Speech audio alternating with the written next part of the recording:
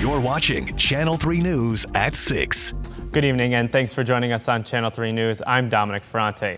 Tonight, the mother of Tamir Rice is speaking out, asking the Cleveland Police Union to stop pushing for the city to hire Timothy Lohman, the officer who shot her son back in 2014.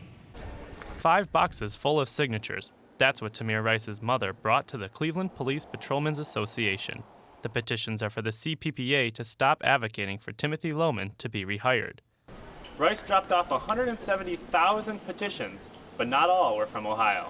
The West Coast and all over some international signatures. Officer Lohman shot and killed the 12-year-old boy while responding to a call of a man with a gun. The grand jury didn't indict him. Instead, he was fired.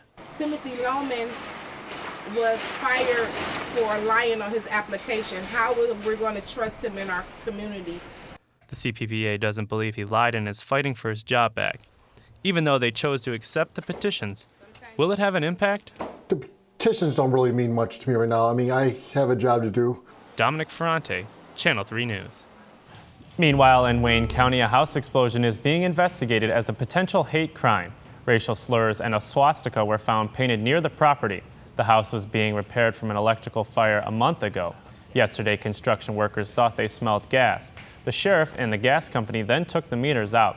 Fire crews believe someone tried to ignite the house by filling it with natural gas and turning on a stove burner. Tonight, there is a new leader of the U.S. Marshals Violent Fugitive Task Force. Ann Murphy is the first female to lead the unit, and that's to be expected from someone who was mentored by another trailblazer. Growing up, Ann Murphy always wanted one thing. You always want to be the good guy, and I'm happy that I'm one of the good guys. Ann started her time as an intern with the U.S. Marshal's Office back in 2003, then being hired in 2010. Women only make up 10% of federal law enforcement, so supporting one another is essential. Very thankful that that path was paved prior to me coming on. Kathy Jones was the first female marshal in Ohio and ran the Southern District. She also became Ann's mentor, but they haven't spoken in 16 years until we made a phone call. Chief Jones, how are you? Oh my goodness. Wonderful. Congratulations. Thank you so much. Oh my goodness, it is nice to see you. Ann's task force arrests the worst of the worst. Marshal Elliott chose Ann to supervise a task force of 125 departments in a squad of 350. Very dedicated, very driven, and she has the heart of a deputy U.S. Marshal. Not only is she the first female supervisor of the Northern Ohio Violent Fugitive Task Force, but her other most important title is mom. What I like about Annie is she puts a bib on her child at 6 at night and then puts a bulletproof vest on at 6 in the morning. Ann takes every opportunity to educate and connect with her community.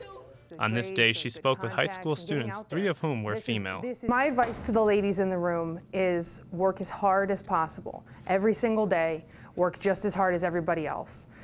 It's not an easy path. But it's one Ann is proud she's taken. We're going to work as hard as we can to get them off the streets. Dominic Ferrante, Channel 3 News. In Trumbull County, it's not the heat, but rain causing problems. Residents in Kinsman woke up to roads that were flooded or even washed away.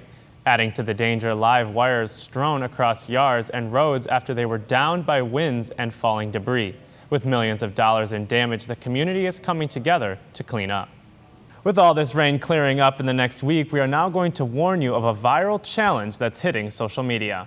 Every internet trend starts with one post, turns into a hashtag, moving to pages full of people competing for the best.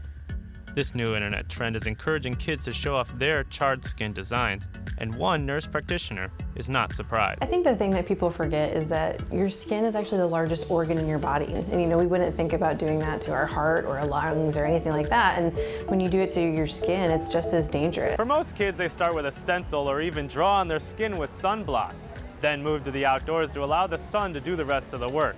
After the sun burns the skin around the stencil, you then find your temporary design.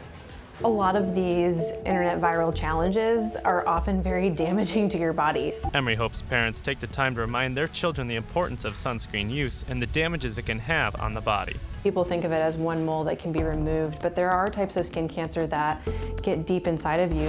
Melanoma can spread to your brain, your lungs, your liver, all over your body. As the sun is getting ready to set behind me, hopefully this trend is too. At Edgewater Beach, Dominic Ferrante, Channel 3 News. Indians pitcher Carrasco is on the comeback after his leukemia diagnosis earlier this season. Today, he will begin his rehab assignment with the Akron Rubber Ducks. He will take the mound for the first time since making his diagnosis public against the Harrisburg Senators at Canal Park.